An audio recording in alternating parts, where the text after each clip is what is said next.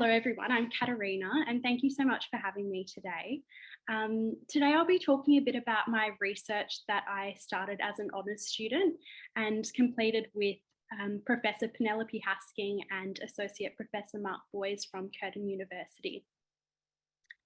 So before getting into that, I'll just go over a few facts about non-suicidal self-injury, or NSSI for short.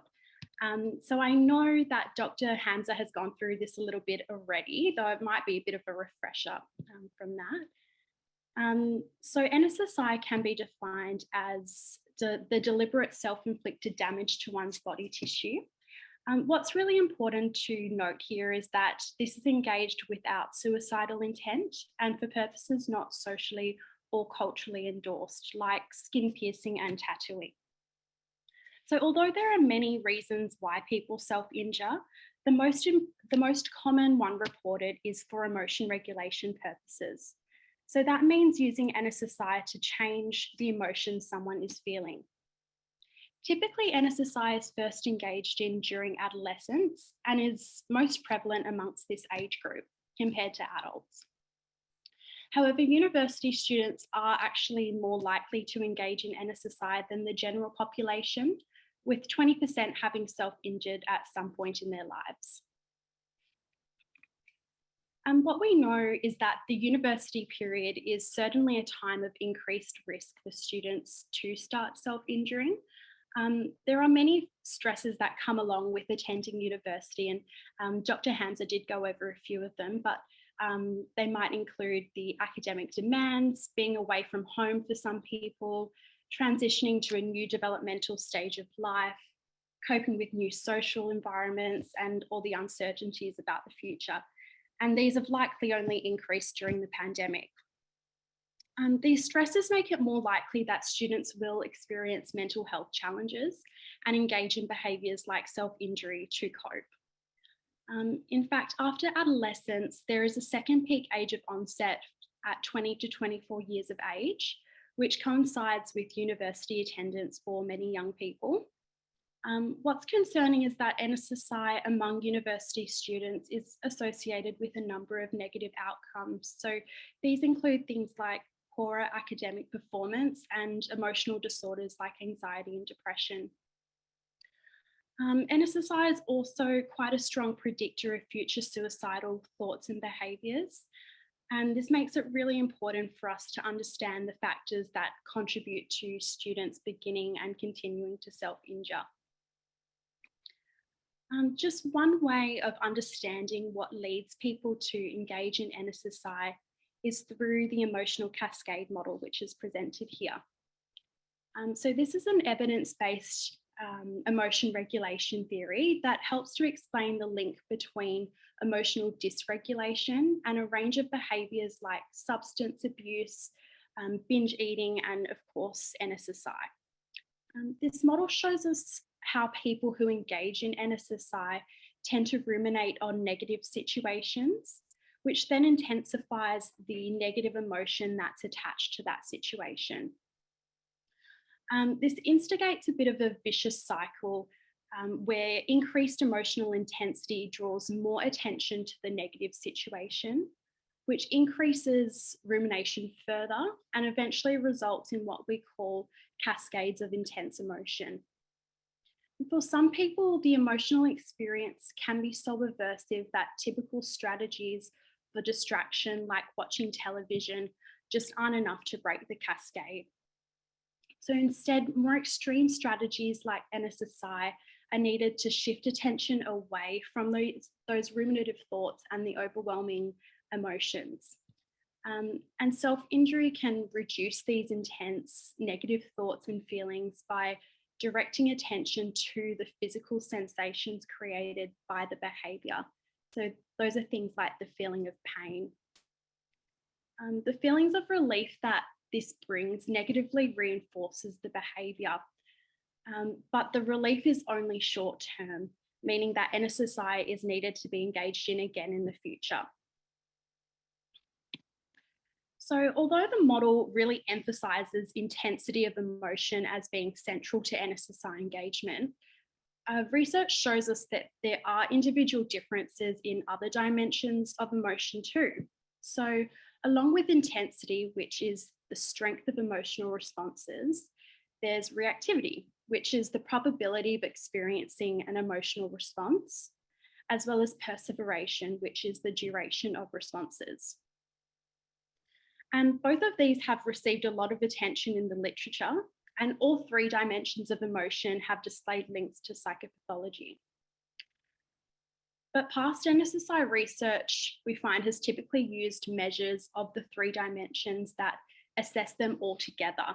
So it was important for us to use a measure in our research that could distinguish between the dimensions and assess them independently. And this was done with the more recent emotional reactivity, intensity, and perseveration scale. Another advantage of using this scale was that we could assess the dimensions in the context of both negative as well as positive emotion. And this is really important because the experience of positive emotion might actually be protective against self-injury. What we typically find is that people who engage in NSSI report decreased positive emotion compared to those who don't self-injure. And they also report positive emotions like calmness following self-injury. So then what we wanted to do was explore the dimensions of negative and positive emotion within this emotional cascade framework. So the aim of our study was to investigate the way negative and positive emotional reactivity, intensity, and perseveration interacted with rumination to predict both lifetime history and frequency of NSSI. So our participants were a large group of Australian university students, and they completed measures of NSSI, the dimensions of emotion, and rumination. What we found was that 36.3% of participants had a history of NSSI, with the most common form being cutting and the most highly endorsed function being emotion regulation, which was expected. And over 50% of people who had a history of NSSI had also self-injured within the last year. Now, so unexpectedly, what we found in terms of the dimensions of negative emotion was that these weren't uniquely associated with the probability or frequency of NSSI, but their combined contribution was significant. So this highlights really the role of negative emotion as a whole in the onset and maintenance of self-injury for students. As expected, we also found that rumination was associated with having a history of NSSI. So students who had a greater tendency to ruminate were more likely to have self-injured in the past. But surprisingly, the dimensions of negative emotion didn't interact with rumination to predict NSSI.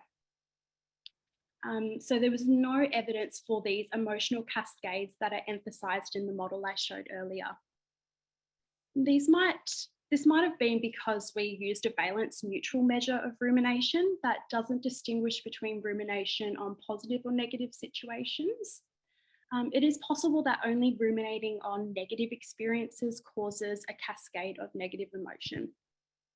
Or it's also possible that emotional cascades are just more dynamic and involve fluctuations in both rumination and negative emotion that can't as easily be captured by the trait measures that we used. In terms of the dimensions of positive emotion, what we found was that positive emotional reactivity was associated with reduced risk of having a history of NSSI. So students with a greater positive reactivity were less likely to report having self-injured. Although we need further work to confirm this result, what it might actually mean is that being less able to attend and respond to positive situations might be involved in the onset of NSSI. So interestingly, past research has also found that this may be especially true for people when under a lot of stress, which is concerning given the stresses related to the university experience. When looking at the frequency of NSSI among students, positive emotional perseveration seemed to be quite important. So it was associated with reduced frequency of NSSI amongst students. And what this might mean is that an ongoing lack of positive emotion could be involved in the maintenance of self-injury. We also found that rumination interacted with positive emotional perseveration to predict history of NSSI. So although we need a lot more research to replicate this, the perseveration of positive emotion seems to be associated with reduced probability of self-injury among students who had a greater tendency to ruminate. So this might mean that repetitively thinking about positive exchanges or events might extend the duration of positive emotional responses, which in theory could lead to a cascade of persistent positive emotion. So this experiencing of a positive emotional state continuously over time may reduce the risk of self-injury.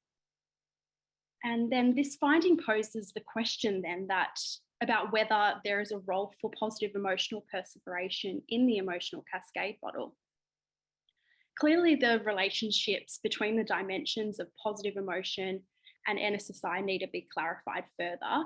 But if they are, it might be worthwhile then considering incorporating a more dimensional view of positive emotion in the model too. So with these findings in mind, what might be helpful for students to do in order to improve coping and reduce self-injury? Firstly, given our findings on negative emotion, it might be helpful for students to work towards the acceptance of uncomfortable thoughts and feelings that are out of their control and just observing without trying to eliminate them. Students could also try out some alternative emotion regulation strategies when they're distressed to allow them to tolerate these experiences of negative emotion. So these strategies could include participating in activities that are soothing, like imagining a safe place, doing some slow breathing, or taking some time to yourself in whichever way works for you.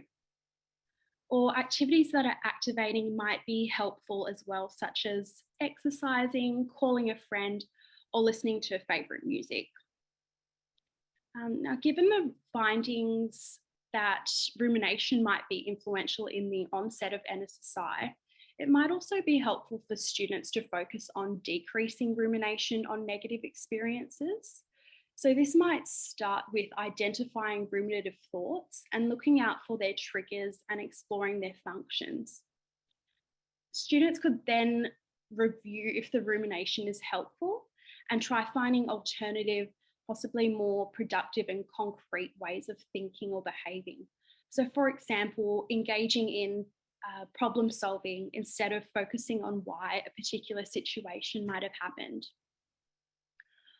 Also, practicing self-compassion to step out of the self-critical pattern that's common in rumination could also be helpful too for students. Additionally, given that experiencing positive emotional responses more often might reduce the probability of beginning to self-injure, students might look to increase positive reactivity. So this could be achieved through being mindful and aware of the present moment and acknowledging positive situations that happen in everyday life, no matter how small. Also, students might focus on increasing positive perseveration through using savouring techniques, for example. So this might involve thinking back on positive experiences that have happened in the past or directing attention to positive events in the future in order to upregulate and prolong that associated positive emotion. So now just a couple of suggestions for where to go from here in terms of future research. So because the emotional cascade model shows how events unfold over time in emotional cascades, different methods like ecological momentary assessments might be useful because they could allow us to examine the interplay between emotion and cognitions in real time for students. So, and alternatively, experimental methods using tasks that induce emotion might better capture those complex relationships between the dimensions of emotion, rumination, and NSSI.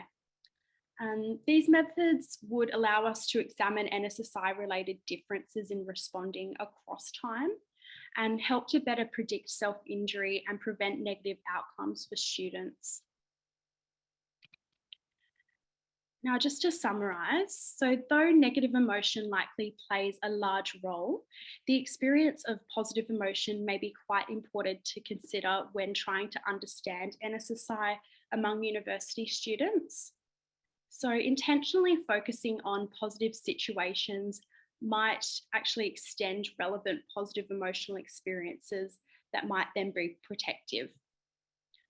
So moving forward, researchers might want to consider different dimensions of positive emotion when trying to explain what underlies NSSI.